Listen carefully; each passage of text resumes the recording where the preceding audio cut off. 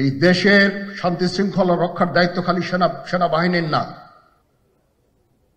2 লক্ষ পুলিশ আছে, বিজিবি আছে, র্যাব আছে, আনসার বিডিপি আছে, আমার আছে হচ্ছে 30,000 সৈন্য। এদেরকে আমি এই যে একটা বিরাট ভয়েড, আমি এই 30,000 সৈন্য দিয়ে আমি কিভাবে এটা পূরণ করব?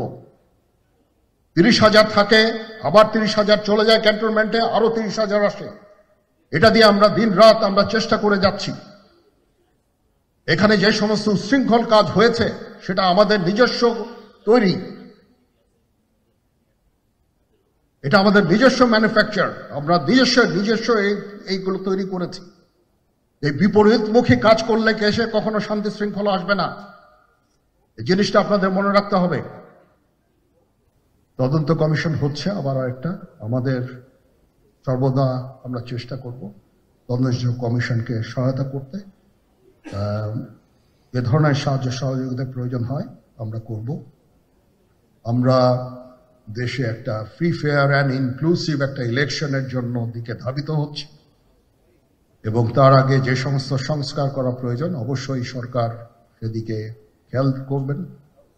আমি যতবারই ডক্টর ইউনূসের সাথে কথা বলেছি, he completely agrees with me.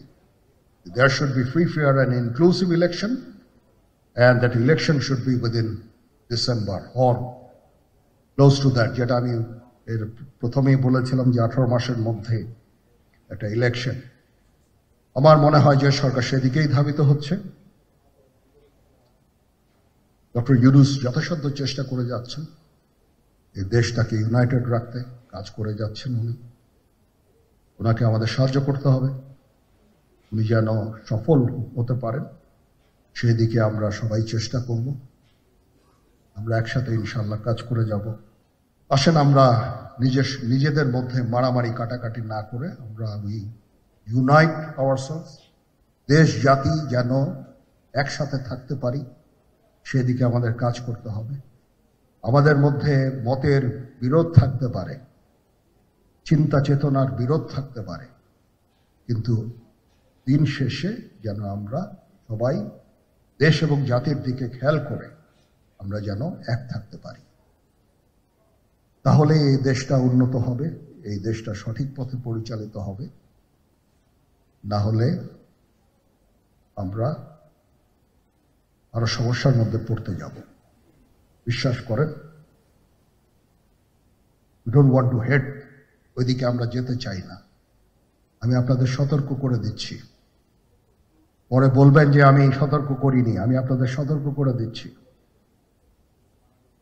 আপনারা যদি নিজেদের মধ্যে ভেদাভেদ ভুলে একসাথে কাজ না করতে পারেন, নিজেরা যদি কাদা ছোড়াছুড়ি করেন, মারামারি কাটাকাটি করেন, এই দেশ এবং জাতির স্বাধীনতা সার্বভৌমত্ব বিপন্ন হবে। আমি আজকে বলে দিলাম, নাইলে আপনারা বলবেন যে আমি আপনাদের সতর্ক করিনি। আমি সতর্ক করে দিচ্ছি আপনাদের। এই দেশ আমাদের সবার, আমরা সবাই সুখে শান্তিতে থাকতে চাই। আমরা চাই না হানাহানি, কাটাকাটি, মারামারি। সেই উদ্দেশ্যে আমি কাজ করে যাচ্ছি, আমরা কাজ করে যাচ্ছি। আমাদের সেনাবাহিনীর প্রতি আক্রমণ করেন না। একটা কমন জিনিস আমি দেখতে পাচ্ছি, সেনাবাহিনী এবং সেনা প্রধানের প্রতি বিদ্বেষ কারো কারো। কি কারণে আজ পর্যন্ত আমি এটা খুঁজে পাইনি। আমরা হচ্ছে একমাত্র ফোর্স যেটা আপনাদের জন্য কাজ করে যাচ্ছি, দাঁড়িয়ে আছি প্ল্যাটফর্মে। Of course navy and air force, navy chief আবার মন খারাপ করে করছে, navy air force all, we all আমাদেরকে সাহায্য করেন, আমাদেরকে আক্রমণ করেন না, উপদেশ দেন। আমরা অবশ্যই ভালো উপদেশ গ্রহণ করব। আমরা একসাথে থাকতে চাই এবং দেশ এবং জাতিকে এগিয়ে নিয়ে যেতে চাই। আসেন আমরা একসাথে কাজ করি, দেশ এবং জাতিকে একটা সুন্দর জায়গায় নিয়ে যাই। এখানেই আমাদের ছেলেমেয়েরা বাস করবে।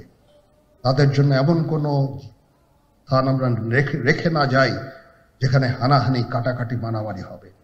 আমাদের পরবর্তী প্রজন্ম এই দেশে তাহলে থাকতে পারবে না।